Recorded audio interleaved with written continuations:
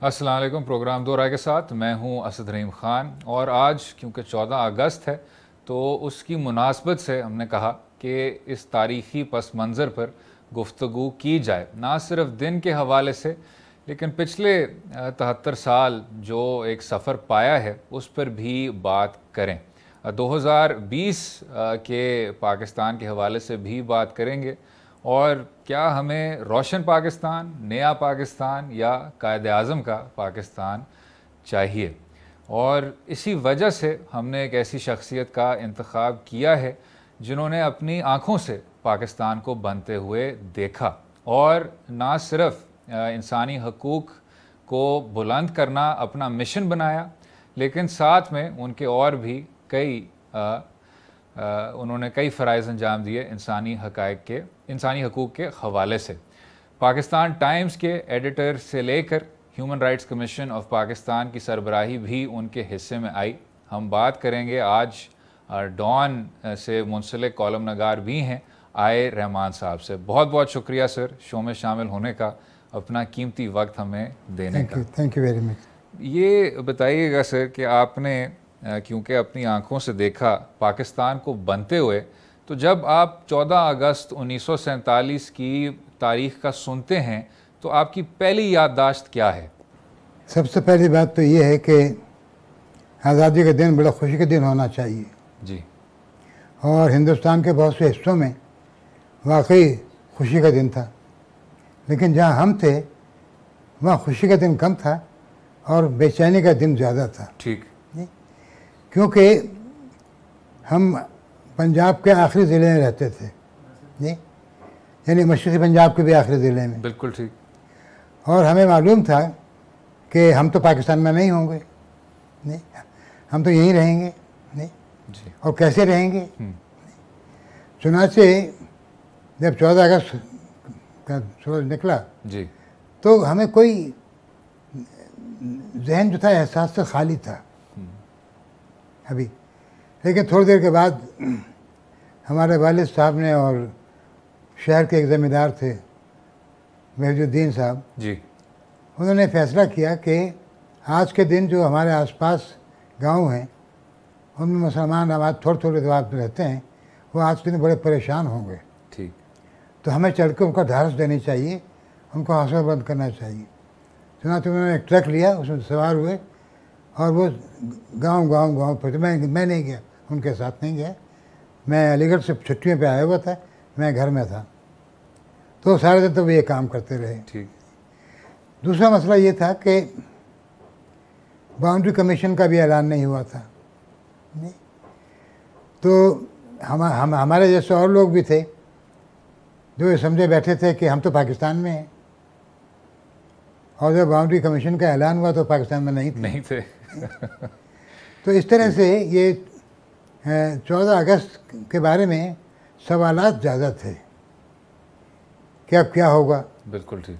अच्छा, उससे पहले भी ये हुआ था कि हमने अपने ज़िले के मुस्लिम लीग के सदर को लाहौर भेजा था कि भाई अब ये मामला होने वाला है, तो आपने हमारे बारे में कुछ सोचा है, क्या करना है, क्या है, कोई पॉलिसी है।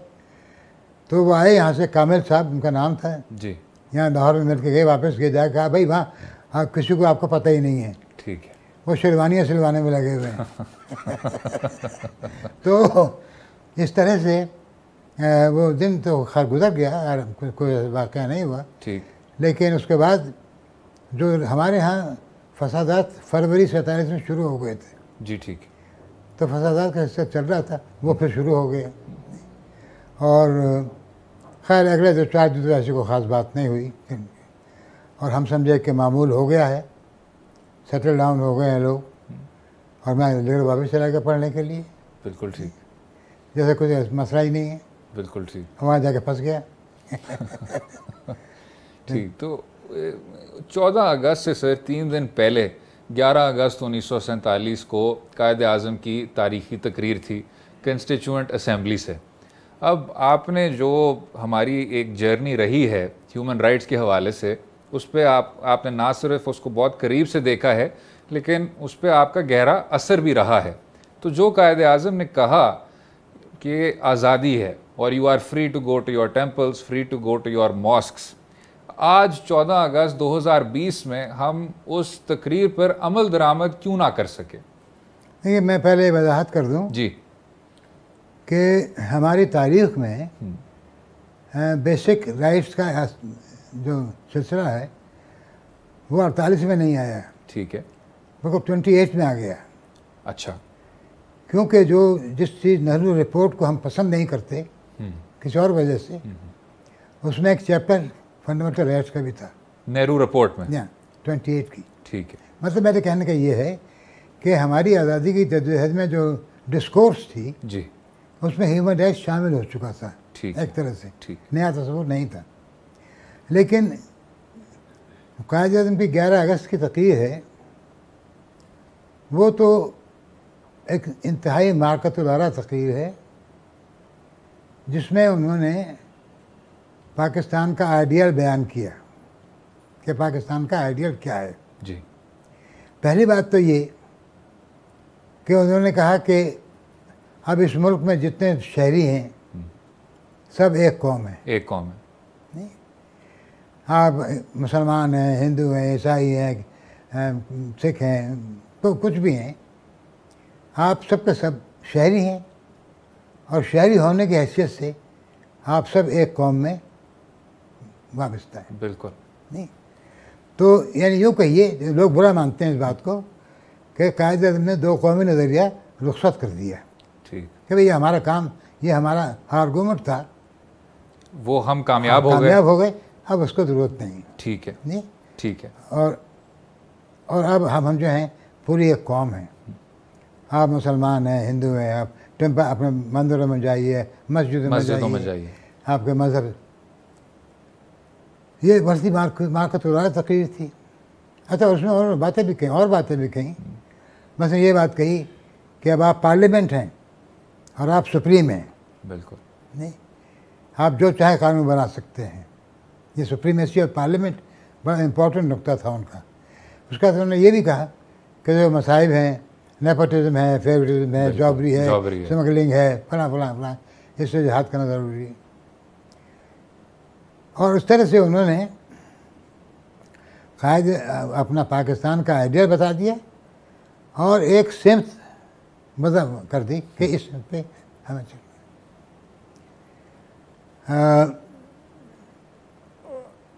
उसमें थोड़ी सी गड़बड़ ये हो गई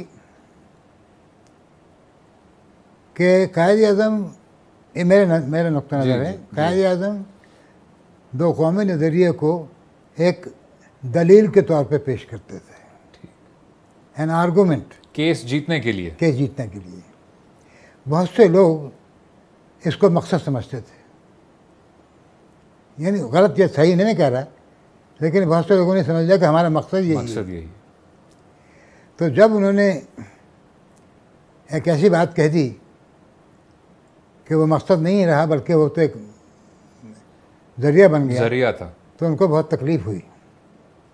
नहीं, बिल्कुल ठीक, ये मेरी नज़र में उनको तकलीफ़ हुई और उनसे कुछ नहीं बना। पहले सोचा कि तकरीर को रोक लेते हैं, ठीक, रोक लेते हैं। क्या उनका मुद्दा था ये नहीं मालूम मुझे। हो सकता है उनके जहन में ये हो कि बाद में जिन्ना साहब से बात करेंगे कि साहब ऐसा क्या है, मगर वो कहीं नहीं आया जी। उस पर इतना हंगामा हो गया कि जो जिन्होंने तकरीर लोगों ने कोशिश की थी वो खामोश हो गए। उनमें चौधरी मोहम्मद अली भी थे, जी हाँ, जिनके नज़रियात किसी से मख्फी नहीं है।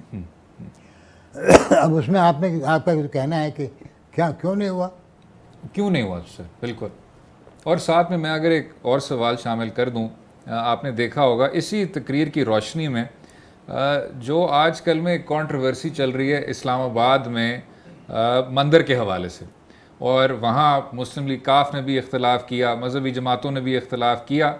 हालांकि ये मंसूबा मियाँ नवाज शरीफ साहब के दौर से लेकर इमरान खान, वज़ीर आज़म इमरान खान ने इसके लिए अखराजात रिलीज़ किए। तो अगर अभी भी यही डिस्कशन चल रही है तो इस पर इम्प्लीमेंटेशन क्यों नहीं हो पाए? देखिए ना, कायद-ए-आज़म ने कह दिया, वो उसकी बुनियाद पे तामीर नहीं कर सके जी, जो उनके बाद में आए लोग उन्होंने और तोजी करनी चाहिए, वो इस्लाम को वापस ले आए और इस सूरत में ले आए कि उससे अब तक उस दलील से अब तक, इस्लाम तो बड़ी चीज़ है, उसके इस्लाम के इस्तेमाल से हम अभी तक बच नहीं सके। वो ये हुआ कि अब ये है कि जो रिसेशन हुआ है, जो रिग्रेशन हुआ है हमारे फ़िक्र का, उसमें ये है कि हम दो कौमी नज़रिए पर वापस आ गए। और मुल्क में बहुत से लोग ऐसे हैं जो ये समझते हैं कि मुल्क में दो कौमें हैं, और फिर हम चूँकि मुसलमान हैं, हमारी हुकूमत है, तो हम मंदिर क्यों बनाने दें उनको। अब ये एक छोटी सी बात है कि सियासत में बुखुल होता है या कुशादगी होती है। बिल्कुल नहीं, कुशादगी इसमें थी कि भाई अगर किसी ने मंदिर बनाने की इजाज़त दे दी है तो चलो हमारा क्या जाता है। बिल्कुल ठीक। ठीक है, बुखुल इस बात में है कि वाह हम क्यों बनाने दें, नहीं, हम क्यों बनाने दें, यानी। और ये बात ये नहीं समझते कि जो मुसलमानों का अव्वल का ज़माना था, हज़रत उमर जब गए वहाँ दमिश्क में गए तो उनका मंदिर हम गिराएंगे नहीं जी, गिरजाघर हम गिराएंगे नहीं, हम ऐसे रहेंगे। तो वो तो हमारी रिवायत वो थी। अब ये बदबख्त कहाँ से आ गए। जी, बिल्कुल ठीक। तो इसमें देखने की बात है कि इंसानी हुकूक में भी यही है कि अगर आपके दिल में कुशादगी है, आप गरीब को कुशाद दिल तरीके पे देखते हैं, आप गरीब को कंजूसी की नज़र से देखते हैं, नहीं, आपको गरीब को डांट कर देखते हैं या भाई समझ के देखते हैं, यही एक सारा मसला है। नहीं, अब ये जो हुकूमतें तंग नज़र होती हैं, वो कायद आज़म का तो आप नाम लेना भी ममाना हो जाएगा शायद। बिल्कुल। आपको पता है ज़िया-उल-हक साहब ने क्या पॉलिसी इख्तियार की थी? सर, उनका जिना का नाम दबाओ, इकबाल का नाम ऊपर करो। वो इसलिए कि भाई ज़्यादा इस्लाम का उसमें बोलचाल वो है। इसी पे ही सर वक्फा लेंगे, वक्फे के बाद गुफ्तगू जारी रहेगी, रहिएगा हमारे साथ।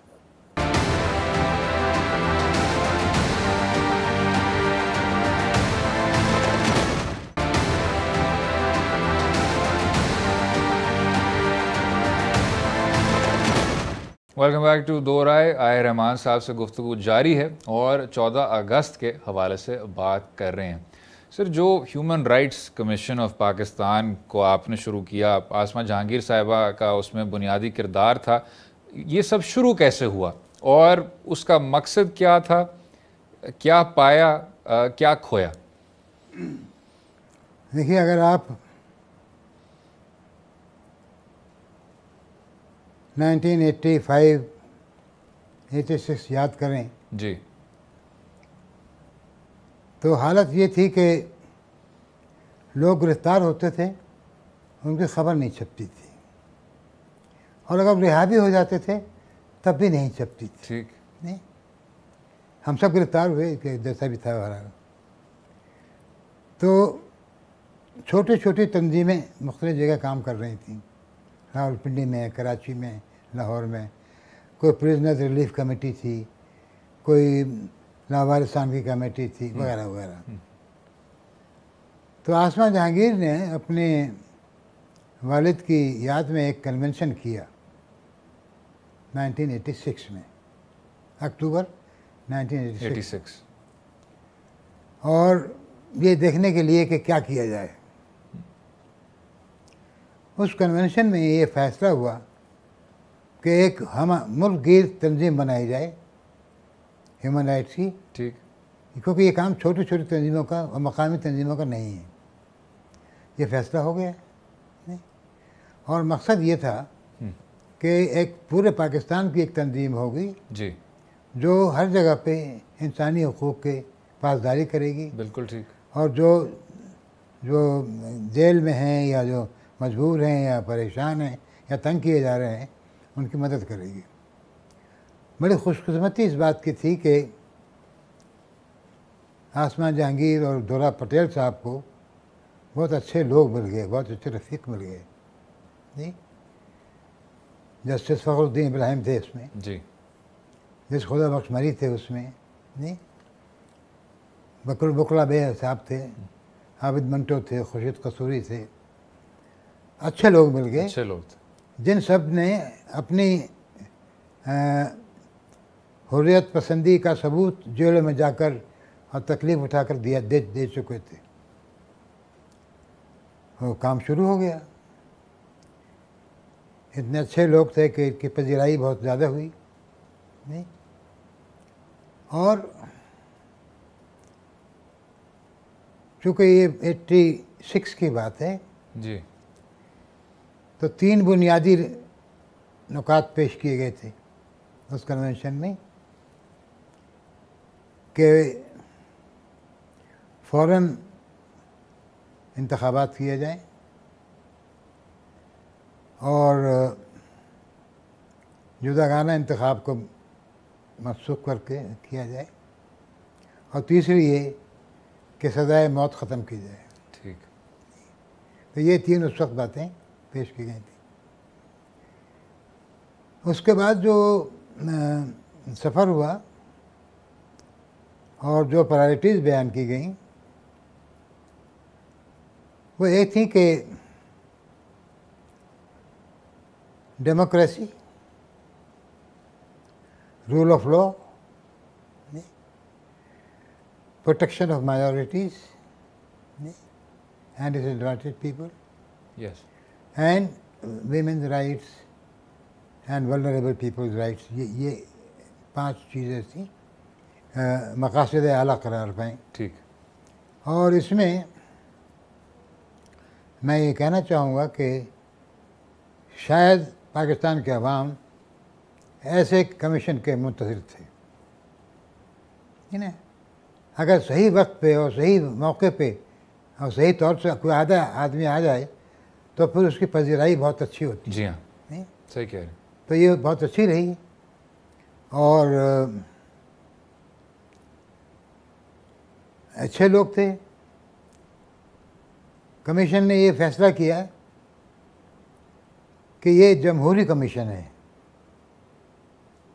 हमारे मुल्क में ये बड़ी मुसीबत है कि जो तंजीमें बनाते हैं ना उसके सर पे बैठ जाते हैं और फिर वही रहते हैं। तो कमीशन ने ये कहा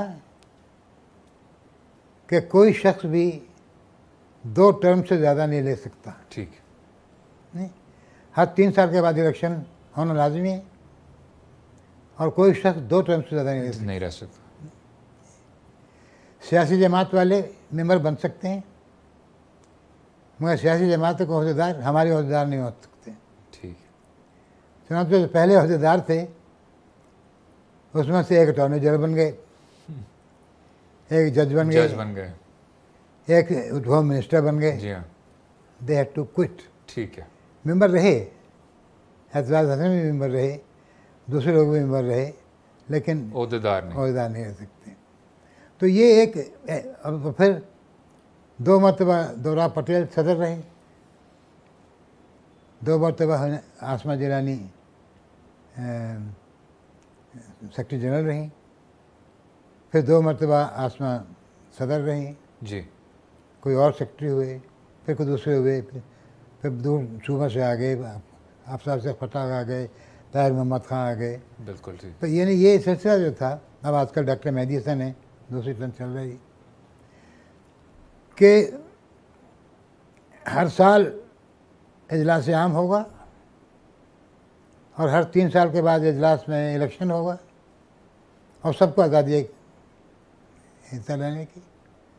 और तो ये एक इस तरह से मैं कहने की बात थी। कि दूसरी बात ये थी कि जितने भी हमारे मेंबर थे हज़रा में उनके, अब आप ये देखिए कि अब कितने साल हो गए हैं, जी, सिर्फ 2 के ख़िलाफ़ इनसे बातें कार्रवाई करनी पड़ी। 2 ये मैं समझता बड़ी बात है। और लोग चंदा देते हैं, बगैर चंदा दिए वो वोट नहीं डाल सकते। नहीं, तो ये इसलिए ये भी मैं समझता हूँ कि हमारी रिवायत के ख़िलाफ़ बात है। ठीक है, पाकिस्तान में ऐसा नहीं होता। नहीं होता। अब कहाँ तक हमने इंसानी हकूक़ का की मंजिल हासिल की है ये कहना मुश्किल है, जी। लेकिन की है, ठीक है, लेकिन की है। ठीक। इससे आगे बढ़कर रहमान साहब, जो एक तासुर है या जो हमारे ज़्यादा कंजर्वेटिव सर्कल्स हैं जो कहते हैं कि इंसानी हकूक़ के जो ग्रुप्स हैं वो एक मखसूस एजेंडा पे काम कर रहे होते हैं, या उनका ताल्लुक़ जो है फ़ॉरेन NGOs से वो बहुत ज़्यादा गहरा है और शायद वो उतने रिप्रेजेंटेटिव नहीं हैं जितना उनको होना चाहिए, इस तनकीद के हवाले से क्या राय रखते हैं आप? देखिए, पहली बात तो ये है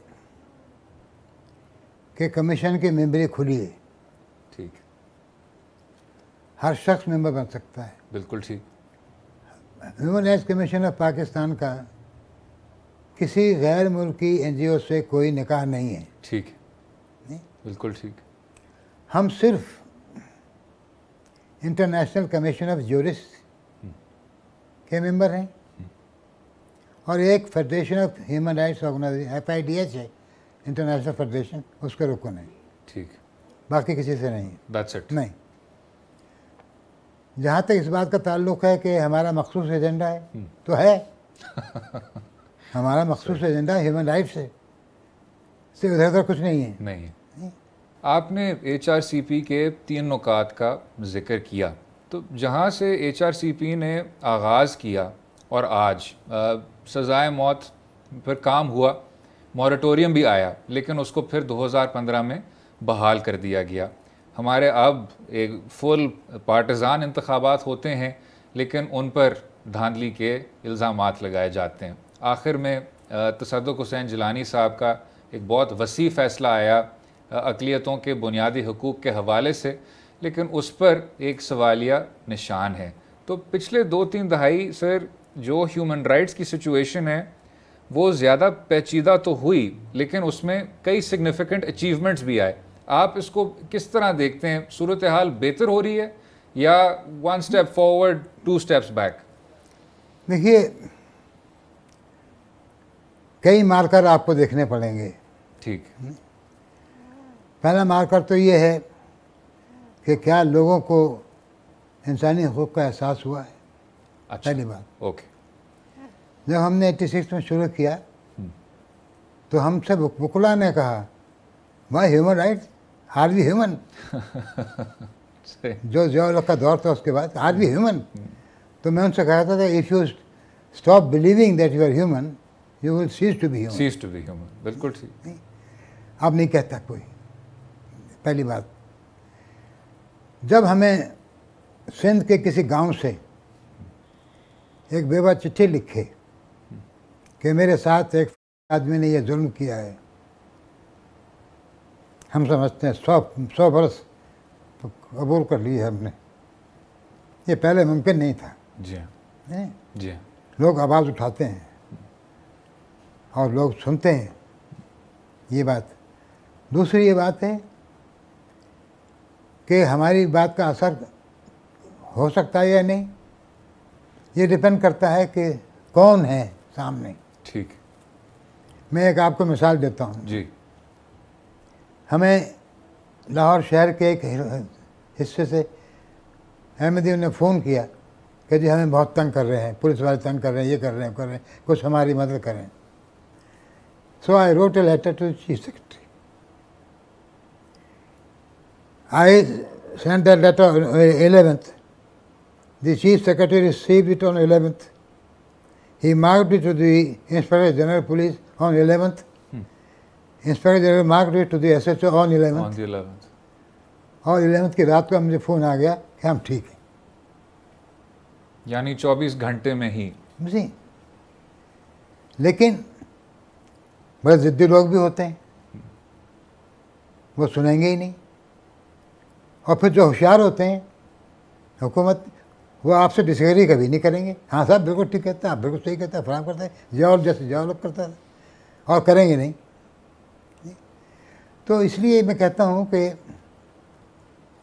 एहसास हो, सबको अपना एहसास हो गया। ठीक है। नंबर 2, बोलना आ गया। नहीं, ये बड़ी इम्पोर्टेंट बात। आवाज़ बुलंद हो गई। हाँ, वो बोलना सीखे। बोलना सीखे। नहीं, और फिर हमारी कोशिश थी, और अब भी मैं भी अब भी समझता हूँ, मैं तो HRCP में नहीं हूँ, लेकिन ये कि हम किसी का हक नहीं दिलवा सकते, ठीक है, हक वो खुद लेगा। हम सिर्फ उसको इस काबिल बना सकते हैं कि वो खड़ा हो जाए और अपना हक ले ले। इसी भाई गुफ्तगू जारी रहेगी आए रहमान साहब के साथ, वक्फा लेंगे, रहिएगा हमारे साथ।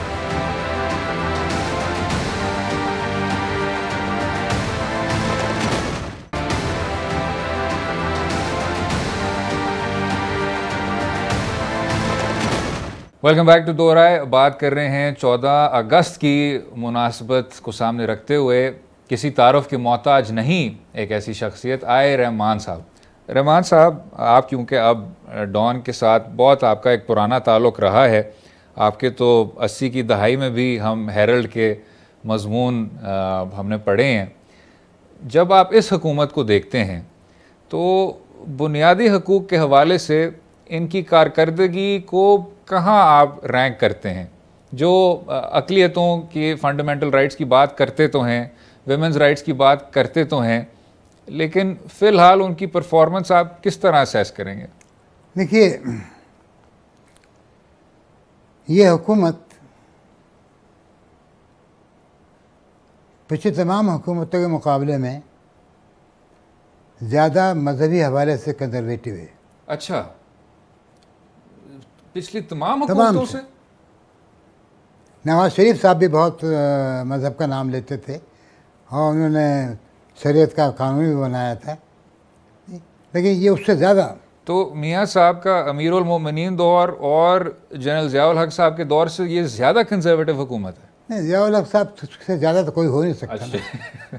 लेकिन ये बड़ी मजहबी हुकूमत है। आप ये देखिए कि किसी मजहबी मामले में कोई स्टैंड नहीं लेते, ये नहीं, किसी से नहीं झगड़ा करते, हर एक से झगड़ा करते हैं, लेकिन धरने वालों से झगड़ा नहीं करते, नहीं, कोई किसी किस्म का। अब आप ये पंजाब असेंबली ने एक बिल पास कर दिया है। भाई, आप कैसे मुसलमानों के बारे में बिल पास कर सकते हैं? पंजाब में आला मुसलमान हो गए और सिंध में दो दर्जे के मुसलमान रह गए, अब बलूचिस्तान में मुसलमान होते ही नहीं हैं। तो ये बहुत ज़्यादा मज़हब की तरफ माइल है और इस वजह से भी बहुत बड़ी मुश्किलात पैदा होंगी। आप नौजवान नस्ल को अपने तजर्बों को सामने रखते हुए इस दिन क्या पैगाम पहुंचाना चाहेंगे? मेरे 2 पैगाम होंगे जी। एक तो हुकूमत को कि लोगों को सोचने दो, ठीक, लोगों को बोलने दो, नहीं, लोगों को आपस में इख्तलाफ करने दो। और नौजवानों से फिर ये है कि जब ये हालात पैदा हो जाएं तो जो कुछ उनके दिल में है वो सामने ले आएं, इसलिए कि कोई चीज़ों का इनकार किए बगैर आगे नहीं हो सकती। और जब आप इन्हीं नौजवानों को देखते हैं, यंगर जनरेशन को देखते हैं, तो आपको उनमें से ये रुझान या ये इंक्लिनेशन जाहिर होती है? अभी नहीं है, अभी लाइन में लगे हुए हैं। अच्छा, अभी लाइन में लगे हुए हैं नौजवानों के अलावा जो हमारे जैसे, आप जैसे लोग हैं जो पसंद नहीं करते इन हालात को, वो भी लाइन में लगे हुए हैं कि शायद नंबर आ जाए। हाँ, वो अभी हटे नहीं हैं और नौजवान को तो बेचारों को बड़ी मुश्किल है। अभी तो उनको तालीम तो दो, पहले उनको तालीम के नाम पे अपने क्या ये एक निसाब का सिलसिला शुरू कर दिया है, जो गलत बात है। यूनिवर्सिटियाँ आज़ाद होनी चाहिए और नौजवान भी आज़ाद होने चाहिए, और उसमें जस्तजू का जो एलिमेंट है, जब तक वो नहीं होगा काम आगे।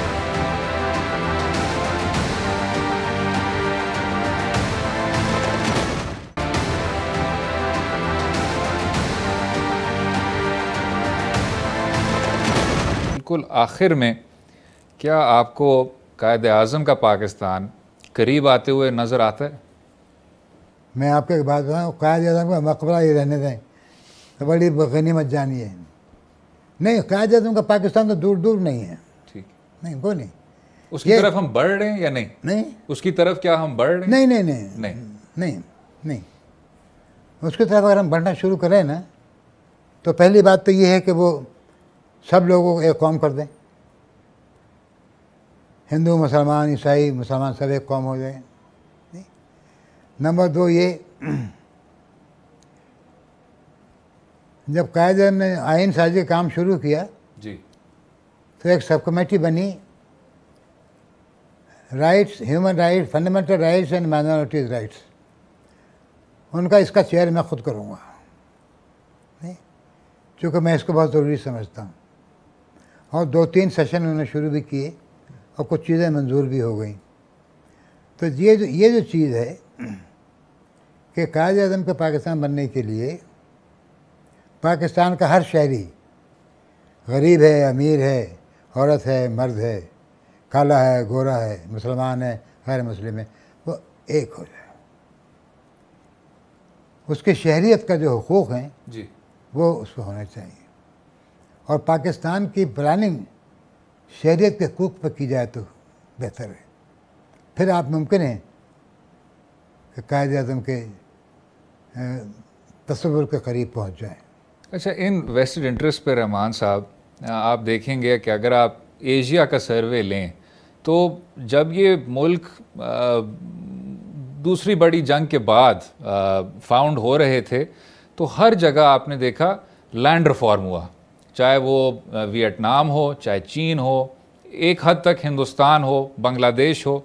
लेकिन पाकिस्तान में हालांकि मुस्लिम लीग ने 1944 की मंशूर में कहा भी कि हमें लैंड रीडिस्ट्रीब्यूशन करना है, और ये सबसे आसान तरीका है वसाइल की रीडिस्ट्रीब्यूशन के हवाले से, और जो आपका एक वो दबा हुआ तबका है उसको ऊपर लाने का ज़रिया है, वो हो नहीं पाया। और पहले तो उस पर रोल बैक हुआ और फिर आखिर में अदालत उज़्मा ने चीफ जस्टिस अफजलुल्लाह की सरबराही में उसको गैर इस्लामी करार दे दिया। हालांकि नसीम हसन शाह साहब की भी इस पर डिसीजन है जो कि कहते हैं कि नहीं, इस्लाम के 4 कोनों में आप लैंड रिफॉर्म कर सकते हैं। इस पर अगर इसके बाद आबिद हसन मिंटो की रिव्यू 2011 से अपनी पड़ी हुई है। यस यस, मैं उस all India Muslim league session में शामिल था जी, जिसमें जिन्ना साहब ने कहा था कि ये ज़मींदार जो खून चूसते हैं